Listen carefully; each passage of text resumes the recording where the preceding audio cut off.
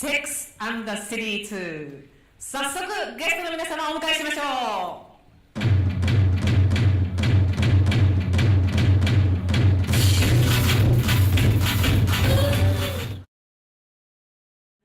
I think it is a very accurate observation that it's 007 for women.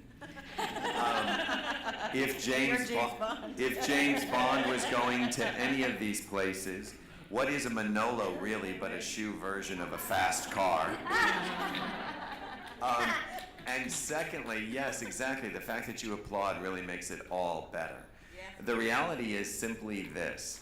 This movie can be as big and as glamorous and as fantastical and as sequelicious as it's supposed to be, because my feeling is that it's grounded deeply in the reality of the women that are watching it.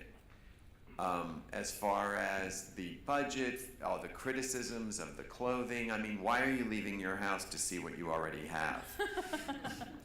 It's about an expression. We have done many, many versions of these four characters over the years, and I have one rule: don't repeat. And we have certainly not repeated anything we've ever done before, except try to explore the lives and the loves of these four characters. And this is this version, and we love it. I just want to say a couple of things about this, which is that when our show started out, and still very much, we're not a political show or a political movie. We are, if anything, we are a social satire.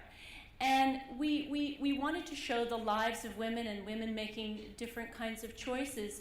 But what's interesting to us is how people sort of receive us in a political way. A few years back, we had the Republican, which is the more conservative political party in America, we had the Republican National Convention in New York City, and much to our shock, there were T-shirts there that some women were wearing that said, John Kerry was the person who was running with the other party at that time.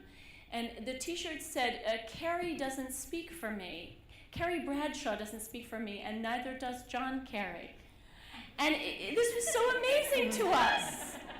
So I guess what I have to say is, whoever you were quoting, who thinks we're taking on these political issues, but we're maybe not quite hard-hitting enough, A, that's not our intention, and B, our intention is to show a comedy about four women who are friends, but what has come clear to us over the years is just how incendiary that has turned out to be. Yes. And that actually, you wouldn't think, I mean, we're depicting life that seems, fashion and glamour aside, heightened, seems very much like how we are in our lives with our women friends, but it seems like just showing that is a very, very, very big deal for people. So, I would say, even with our very gentle touch, our film speaks to people in a politically louder voice than you might suspect.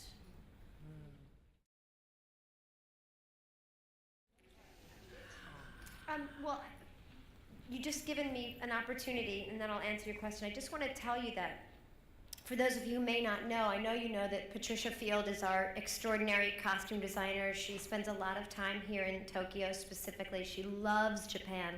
And I just want you to know that the Japanese women have been a huge influence on our show, and specifically the fashion, for years and years. And I remember, Michael Patrick, you would probably recall this, early on in the beginning seasons, she used to come to Japan and she would bring home fashion magazines from Japan, and we would pore over them.